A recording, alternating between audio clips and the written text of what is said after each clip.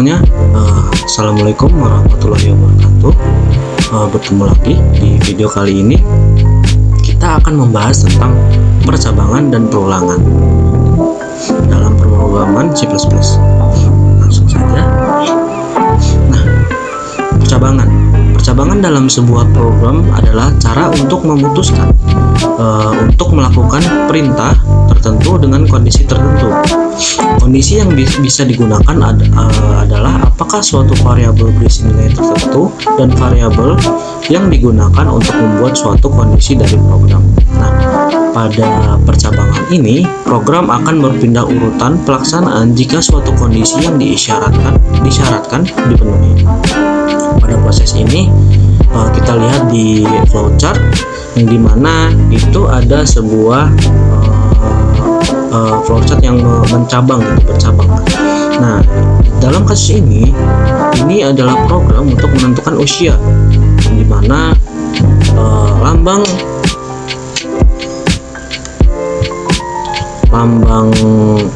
belah ketupat ini mempresentasikan nilai awal atau syarat.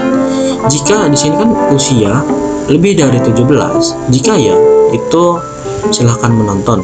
Kemudian jika tidak boleh menonton. Nah, jadi percabangan itu digunakan dalam kita untuk menentukan kondisi apa saja yang dibutuhkan. Kemudian jika suatu program tersebut terdapat kondisi yang ganda, itu kita membutuhkan percabangan. Nanti kita akan mempraktikkan. Terus percabangan juga ada beberapa, yaitu ada percabangan satu kasus. Kalau satu kasus tadi seperti yang contoh tadi.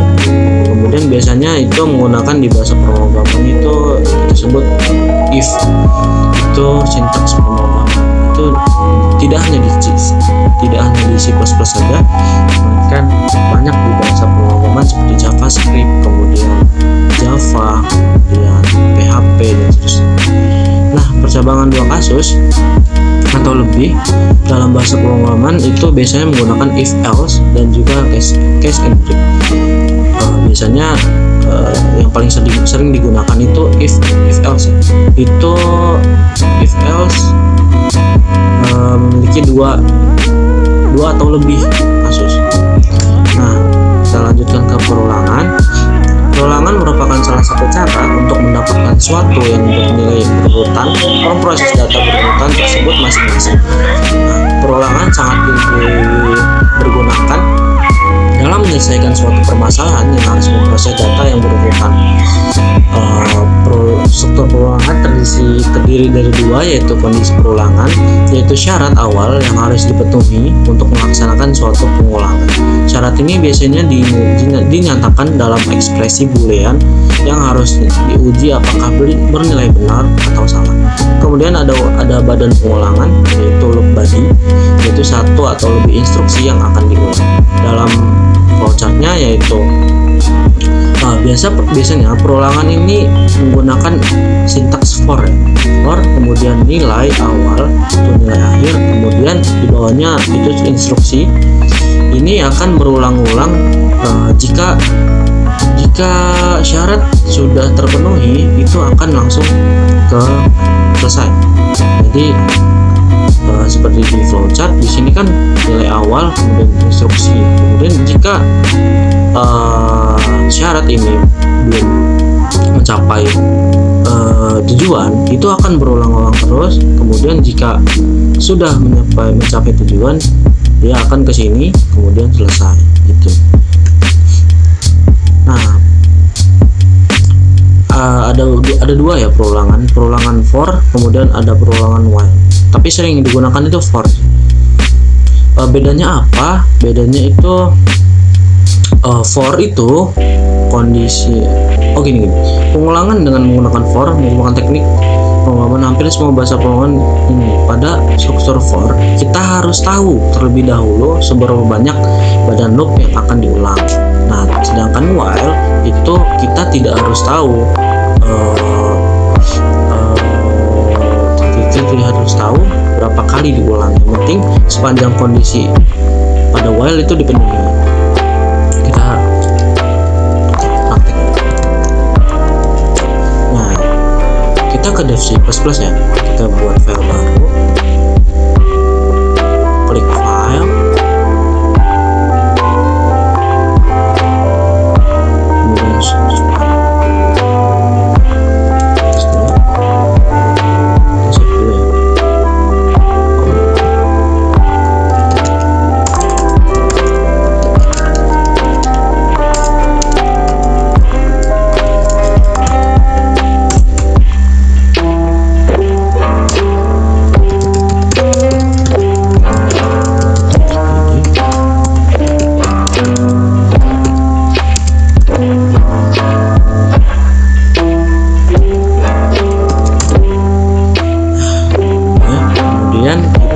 coba praktekkan percabangan. Misalnya kita punya variabel usia,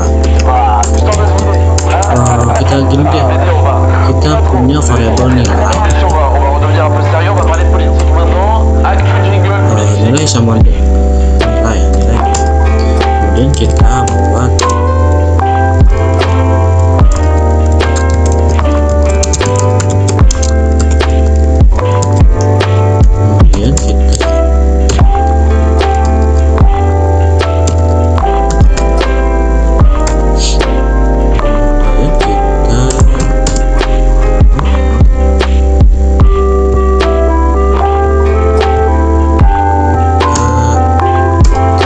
sini percabangan if. Jadi percabangan itu dimulai dengan if kemudian buka kurung, kondisinya nilai kurang dari sama dengan 10, maka kita pakai tutup kurung awal ini, kita bikin nilai kurang dari 70 itu tidak lulus.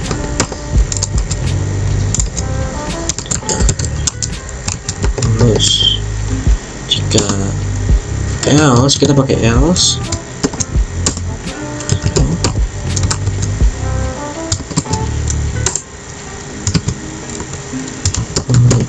coba kita run.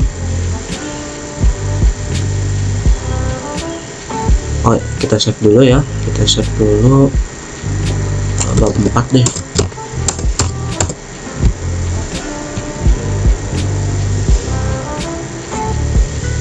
Gimana?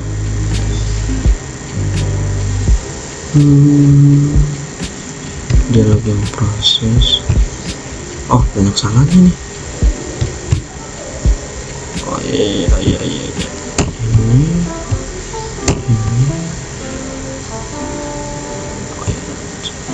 Kita run lagi.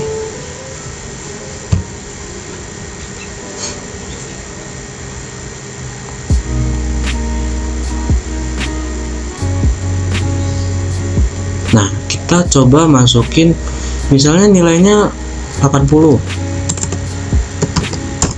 lulus. Nah, kenapa? Jadi gini, sederhananya gini, kan nilai, misal user masukin nilai itu 70, 60 deh.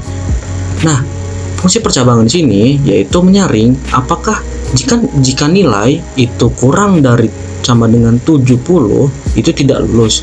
Kan tadi yang dimasukin itu 60, dia maka berhenti di sini, tidak lulus yang tertampil. Nah, jika nilainya di atas 70 itu lulus. Coba kita run lagi ya. Kita run lagi. Misal nilai siswanya 50, tidak lulus. Begitu percabangan. Coba kita bikin perulangan ya. Perulangan.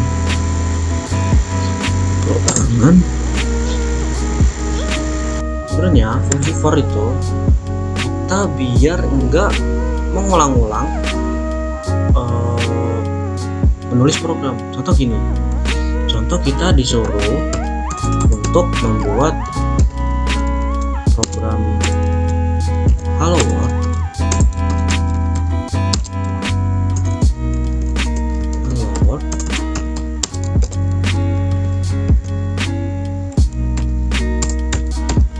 Hello World itu sebanyak 2 kali. Bisa aja sih kita bisa kita copy, kemudian kita paste, hasilnya sama aja.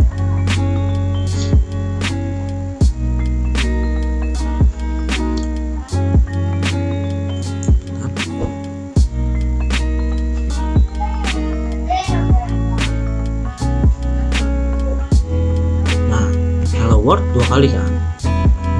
Coba kalau kita ngulangin 10 kali, pasti itu ngulang-ulang juga kan. Nah, disinilah perulangan itu dibutuhkan. Oke, kita buat ya. For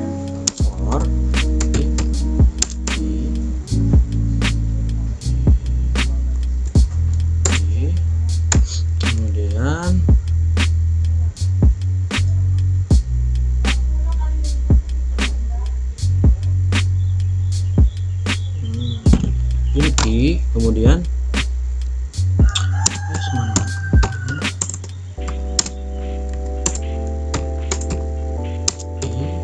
lebih dari, kita mau buat berapa? Kita mau buat misalnya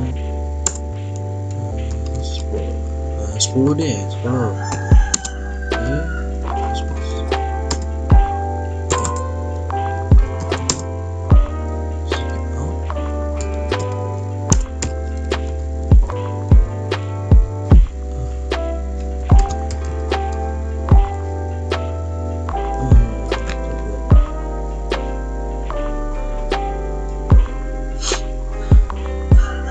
Buat gini template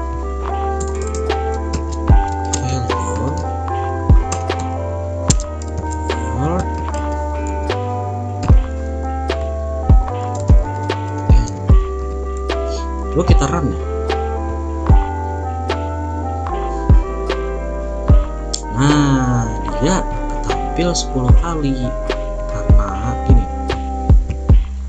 for kita inisialisasi variabel i itu sama dengan 0. Nah, jika i kurang dari sama dengan 10, i plus yang kita tampilin kan hello world. Jadi ini kalau udah 10, udah perulangannya berhenti di situ. Nah, gitu. Coba kita bikin jangan hello world ya. Nah, misalnya bikin ini deh.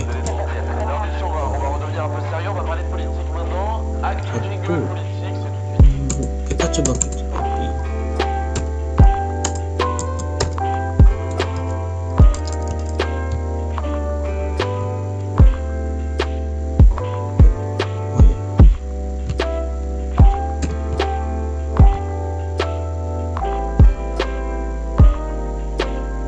Nah, 1 0 1 2 3 4 5 6 7 8 9 10. Nah, contoh sederhananya kayak gitu perulangan. Nah, itu saja yang dapat kakak sampaikan tentang perulangan dan percabangan. Nah, belajar lagi dari referensi lainnya. Terima kasih. Kakak akhiri. Wassalamualaikum warahmatullahi wabarakatuh.